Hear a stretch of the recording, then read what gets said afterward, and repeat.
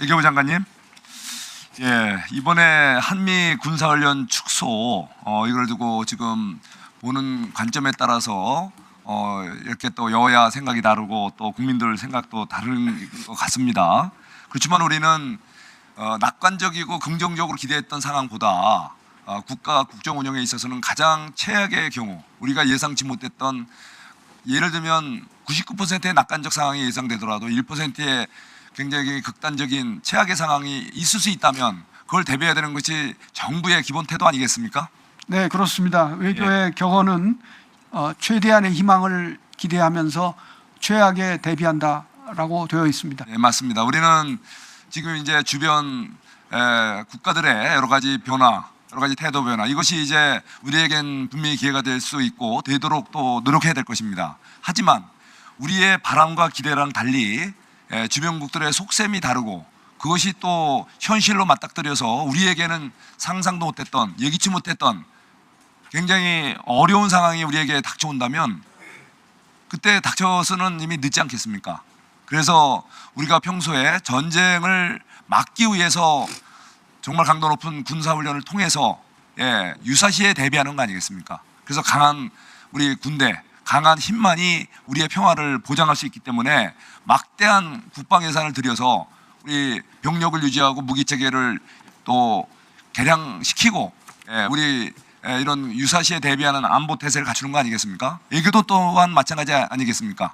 모든 긍정적이고 낙관적인 상황이 예상되겠지만 항상 예기치 못했던 우리에게 닥쳐올 수 있는 최악의 경우를 설정을 해서 거기에 대해서 완벽한 대비 태세, 또 거기에 대한 보완, 이런 대책이 마련되어 있어야 정말 국민들이 안심하고 경제활동, 생업을 영위하시면서 우리 국민들이 편안한 생활이 되지 않겠습니까?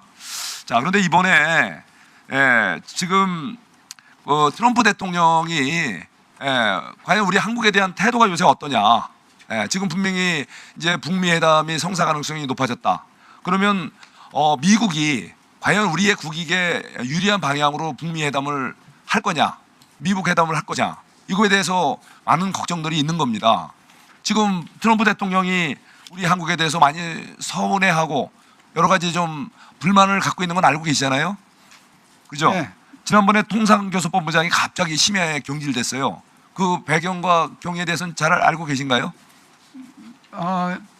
그 경질된 사유를 들었습니다. 네. 들었습니까? 네. 밝힐 수는 없습니까?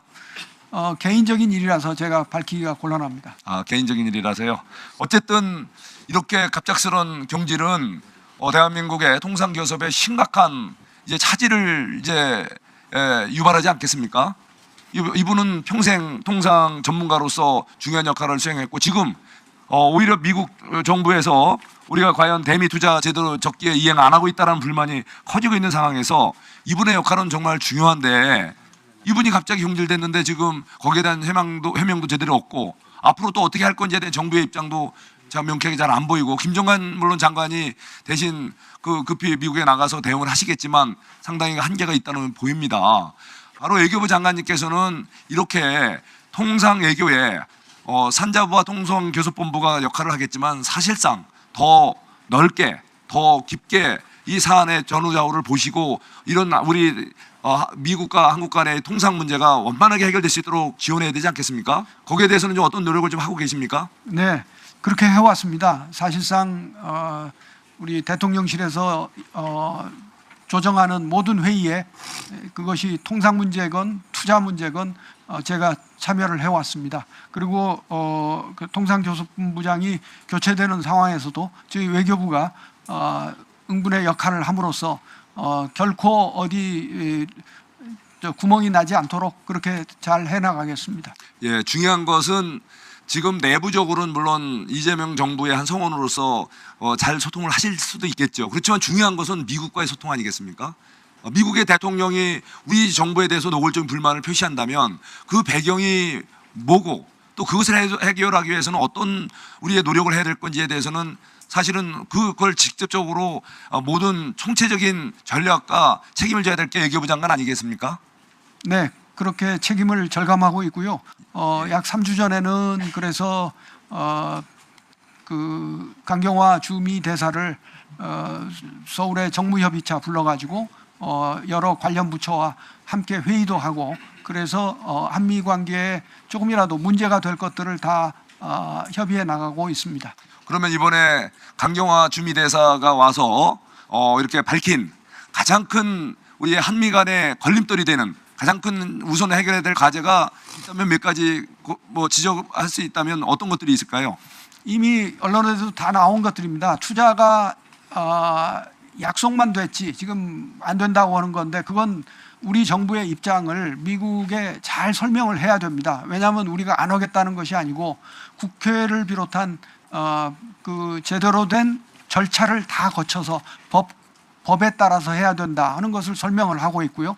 그 외에 쿠팡이라든지 또는 종교인 이슈라든지 몇 가지가 있습니다. 이것은 우리가 기본 원칙에 따라서 한국 정부로서 가진 기본 원칙에 따라서 미치게 설명을 해가는 노력을 지속하고 있습니다.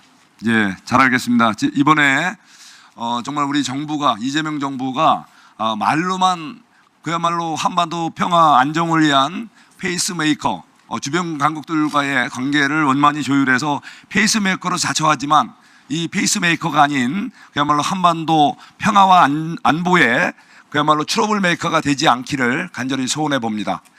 우리 정동영 장관님께도 한 가지만 여쭤보겠습니다.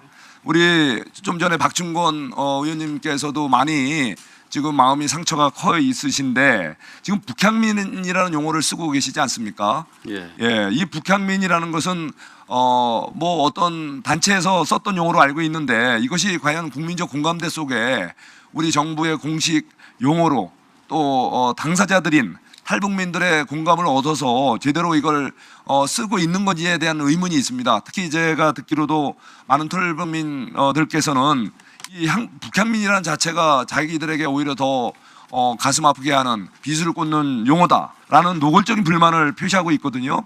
북한 이탈 주민 여론조사인 것도 보면은 53.4%가 이게 명칭 변경이 동의할 수 없다라는 의견이 나와 있지 않습니까? 이 부분에 대해서는 우리 장관님 정말 우리 탈북민은 우리 찾아온 통일이라고 하지 않습니까? 먼저 온 통일, 찾아온 통일 이분들을 우리가 잘 활용하고 그분들을 예우하고 그분들의 뜻을 잘 살리는 그런 우리 통일 정책이 돼야 통일의 정책이 제대로 현실적으로 성과를 내지 않겠습니까? 이 부분에 대해서 좀 이분들에게도 납득이 가게끔 한번 우리 장관님 입장을 얘기해 주시죠. 네, 위원장님께서 이렇게 좋은 질문을 해주셔서 소상히 좀 설명을 드리겠습니다. 일화를 하나 설명드릴 텐데요. 제가 하나원 북한 이탈 주민 정착 지원에 관한 시설입니다. 안성에 있습니다. 맨 처음 갔을 때 초등학교에 다녀온 아이들이 몇 명 오후쯤 되니까 오후 한 3시쯤 이렇게 학교에서 왔어요. 그래서 제가 1학년, 2학년, 3학년 또래쯤 되는데 학교 생활 재밌어요? 그랬더니 그 중에 한 친구가 그러는 거예요. 아니에요. 아이들이 막 놀려요. 그래요. 뭐라고 놀려요? 그랬더니 탈북자 XX 그러는 거예요. 근데 일제히 다들 그 탈북자란 말이 싫어요 했더니 싫어요. 이구동성으로 합니다. 그 어린 아이들에게도 그게 배제와 차별의 언어인데 이거는 어른으로서 할 일이 아니다라는 생각을 했습니다. 자, 북향민, 북에서 온 지금 북한 이탈 주민이 3만 4천 명 중에 지금 대한민국에 3만 2천 명이 정착해서 살고 계십니다. 이분들에게 가장 좋은 이름은 이름이 없는 겁니다. 대한민국 국민으로서 인간으로서의 존엄과 가치를 지니며 행복을 추구할 권리를 가는 헌법 10조에 우리 국민으로 살아가는 것입니다. 그런데 포호, 지원, 안전 이런 등등으로 해서 범주화가 불가피합니다. 그랬을 때 본인들에게 가장 가치 중립적으로 이거는 여야의 문제가 아닙니다. 인간의 문제입니다. 어떤 것이 보편적으로 받아들여질 수 있을까라는 고민에서 나온 소산이 북향민입니다. 그런데 3, 4년 전에 공교롭게도 천주교 민족화해위원회 이영훈 주교님께서 선동하셔서 천주교에서 이 운동을 벌이셨습니다. 탈북자라고 하지 말라. 가슴에 상처를 남기는 거다. 쭉 들어보니까 북향민이라는 말이 제일 적절해 보인다 해서 천주교에서 그 성당에서 다 그런 캠페인을 벌였습니다. 이걸 받아서 통일부가 여론조사도 하고 그리고 여러 가지 의견을 수렴해서 이제 북향민으로 이렇게 정부에서 통일부에서 쓰기로 했습니다. 근데 물론 여기에 반대하는 분들도 있습니다. 그런 단체도 있습니다. 그러나 반대하는 분들은 개인의 자유니까, 표현의 자유니까 스스로를 나는 탈북자다, 탈북민이다, 탈북민이라고 불러라.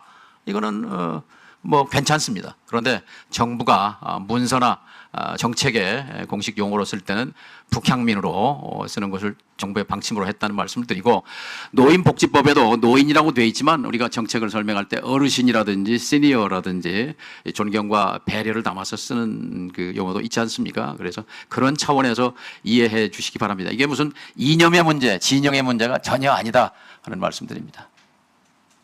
예, 뭐 제가 정부의 입장은 이해합니다만 제가 느끼는 주변의 많은 분들은 반대 생각을 갖고 있는 분들이 더 많다는 점, 이것도 통일부에서는 다시 한번 인식하시고 우리 실제 현실에 맞는 대북 정책 또 용어 선택이 있었으면 합니다. 유념하겠습니다. 예, 자, 예, 혹시 뭐 저 의사 진행 발언입니까? 의사 진행 발언. 예, 예, 말씀하시죠. 하시면은 옳지 않습니다. 균형적으로 좀 하시기 바랍니다. 예, 좋은 지적입니다. 그래서 제가 발언할 때도 저도 그럼 무조건 시간을 넣어주십시오. 좀 넣어주세요. 저도 그건 오늘 좋은 지적이니까 제가 오늘 최대한 반영하도록 하겠습니다. 예, 고맙습니다. 우리 저 정청래 의원님은 많이 어겼는데 저도 가급적 많이 어기지 않는 선에서 제가 적절하게 어기면서 하겠습니다.